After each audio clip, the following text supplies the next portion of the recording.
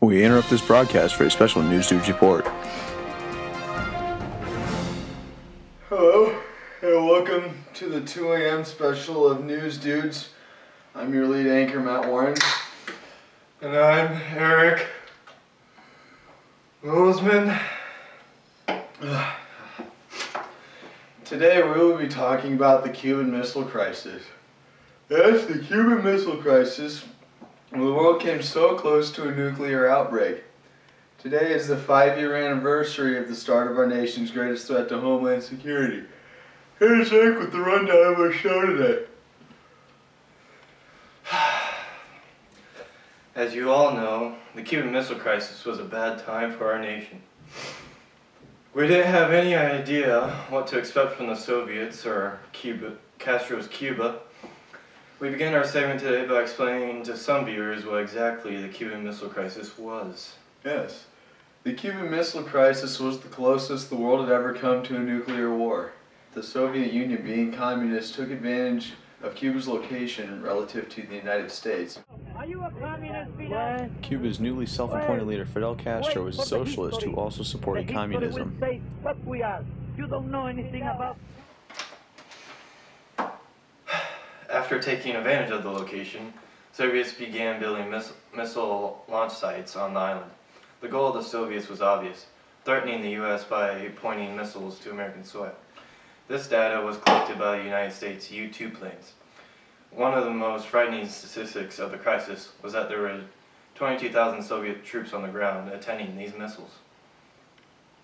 Oh, you know what, Eric? The funny thing is that we had good relations with Cuba before. Yeah, that's right. Before Castro came to power, there were good trading relations with Cuba, but refugees came from Cuba and shared their stories. Most of these were exaggerated claims, but nonetheless caught the attention of the media and the country. Trade was brought to a halt with Cuba. This led to the Russians trading with the Cubans. Russian trade and the socialist communist ways of Castro led to deterioration of the relationship between the U.S. and Cuba.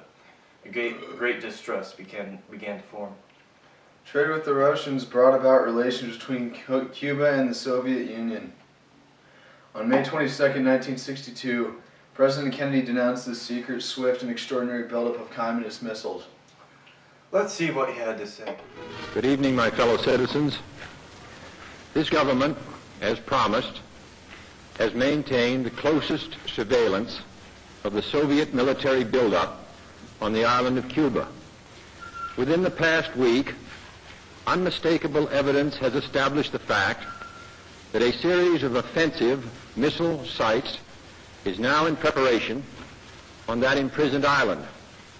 The purpose of these bases can be none other than to provide a nuclear strike capability against the Western Hemisphere. Only last Thursday, as evidence of this rapid offensive buildup was already in my hand, Soviet Foreign Minister Gromyko told me in my office that he was instructed to make it clear once again, as he said his government had already done, that Soviet assistance to Cuba, and I quote, pursued solely the purpose of contributing to the defense capabilities of Cuba, unquote. That, and I quote him, training by Soviet specialists of Cuban nationals in handling defensive armaments was by no means offensive.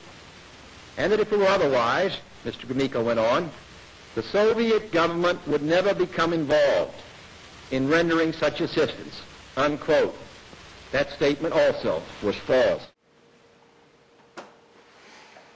We were now at the brink of war. Yes, quite indeed. Scary stuff. Great delivery, by the way. Did I overdo it? No. It was, how should I say this? Outstanding. Anyways, Kennedy now had many options. He could ignore the buildup of missiles in Cuba. But this would show weakness. Or he could make an all-out assault on Cuba. But this could spark nuclear war. It's a pretty valid point, my fellow anchor. Yeah. We also have to remember that he already had tried an assault on Cuba during the Bay of Pigs invasion, and that ultimately failed. Right. Yes, right. This major event changed the perception of the United States in the Cold War. The biggest point of this crisis comes from how close it was to home. America didn't want this problem in their own backyard. Because of that fact, it made the situation that much more dangerous to the country. JFK did make the right call of a naval blockade. It put pressure on the Soviets to make a decision. Kennedy's well-thought-out plan was a brilliant tactic, that while the world held its breath, avoided conflict and ended this Cuban Missile Crisis. I believe that the world really saw us as the peacekeepers after the crisis. It was very obvious that we tried to avoid any kind of conflict. I mean, Kennedy's decision of the blockade was genius, in my opinion.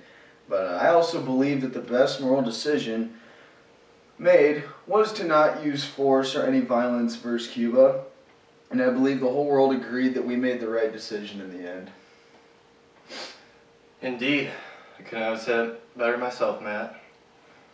Oh. Well, folks, that's it for the 2 a.m. news. Remember that I'm not Warren. And I'm Eric Mosman. Stay tuned for the 12:05 news coming up. Woo! God, man, did you see the Pokemon episode? That was great. Oh, wow. That Ash evolved his War Turtle into Blastoise. Oh, wow, that Blastoise, wow. Wow, killer. You can't top it. Not a chance. Oh. And Pikachu's Thunderbolt just... I'm out of here. I